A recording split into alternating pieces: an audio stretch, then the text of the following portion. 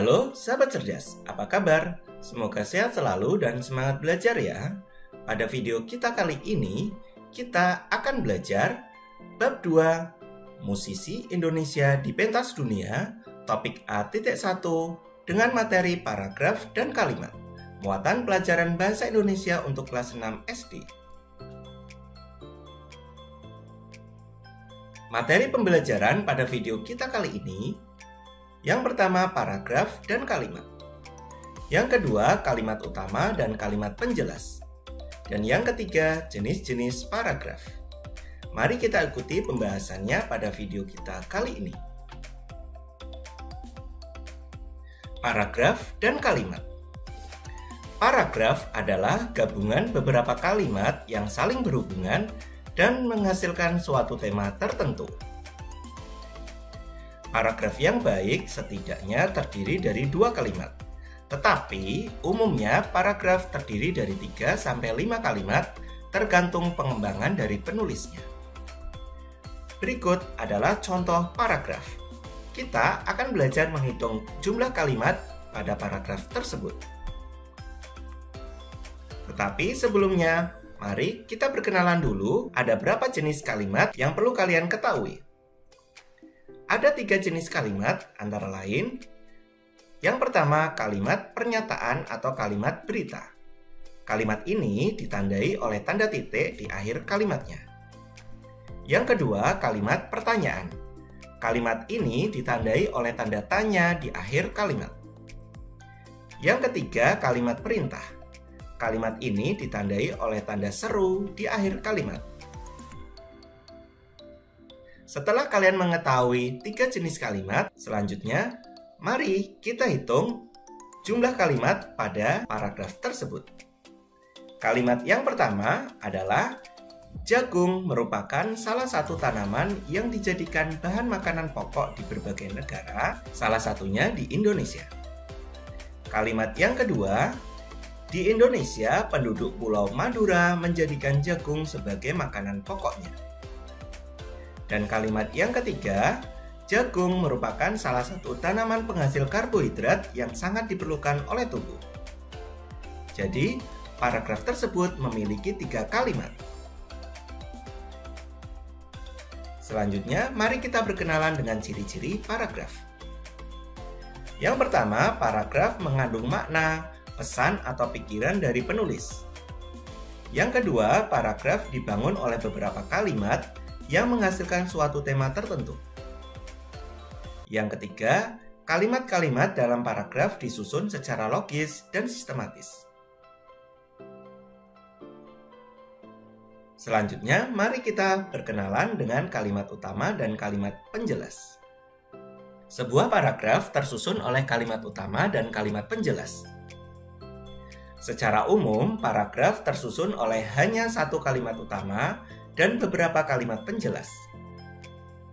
Lalu, apa itu kalimat utama dan apa itu kalimat penjelas? Apa perbedaannya? Mari kita cari tahu perbedaan dari 2 kalimat tersebut. Kalimat utama adalah kalimat yang berisi ide pokok atau inti dari sebuah paragraf. Sedangkan kalimat penjelas adalah kalimat yang berfungsi menjelaskan kalimat utama. Berikutnya, kalimat utama bersifat umum, sedangkan kalimat penjelas bersifat khusus. Itulah perbedaan dari kalimat utama dan kalimat penjelas.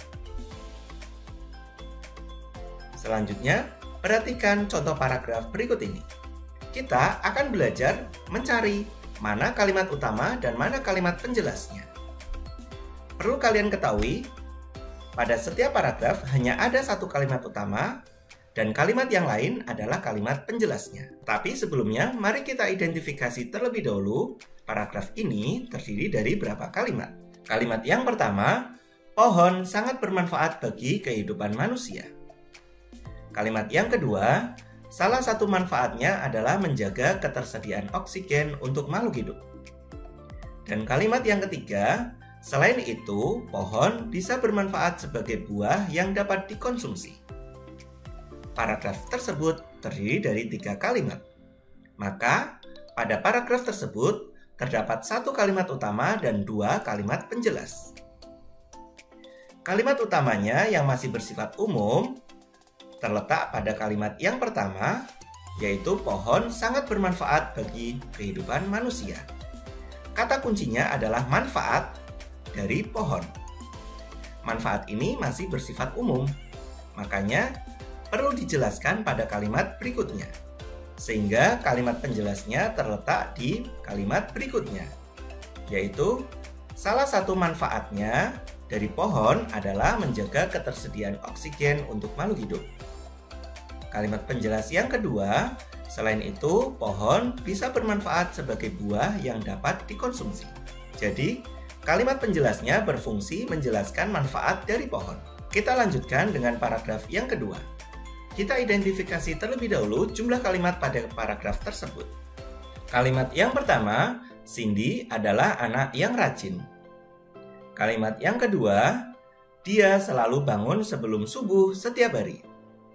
Kalimat yang ketiga, Cindy sering membantu ibunya ke pasar. Dan kalimat yang keempat, jika ada jam kosong, Cindy juga ikut berjualan di warung ibunya. Jadi, paragraf tersebut terdiri dari 4 kalimat. Maka, paragraf tersebut terdiri dari 1 kalimat utama dan 3 kalimat penjelas. Kalimat utamanya terletak di kalimat yang pertama, yaitu Cindy adalah anak yang rajin. Kata kuncinya adalah anak yang rajin. Anak yang rajin ini akan dijelaskan di kalimat-kalimat berikutnya. Sehingga kalimat penjelasnya yaitu 1.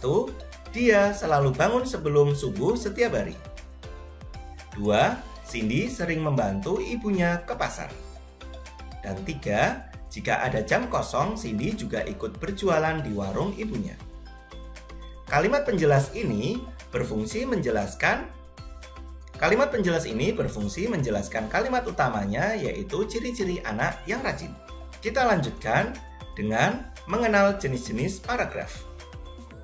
Kalimat utama pada sebuah paragraf dapat terletak di awal, akhir, maupun awal dan akhir paragraf. Berdasarkan letak kalimat utamanya, paragraf dibagi menjadi 3 jenis, yaitu yang pertama, paragraf deduktif adalah paragraf dengan kalimat utama terletak di awal paragraf. Yang kedua, paragraf induktif adalah paragraf dengan kalimat utama terletak di akhir paragraf.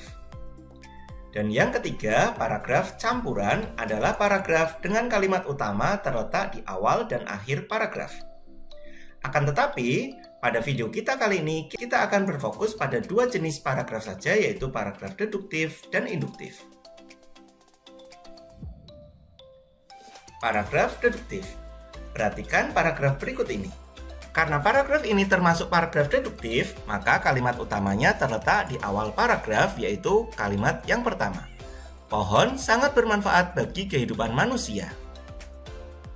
Kata kuncinya adalah manfaat dari pohon, yang nantinya manfaat dari pohon akan dijelaskan di kalimat-kalimat berikutnya. Paragraf yang kedua terdiri dari 4 kalimat, 1 kalimat utama dan 3 kalimat penjelas.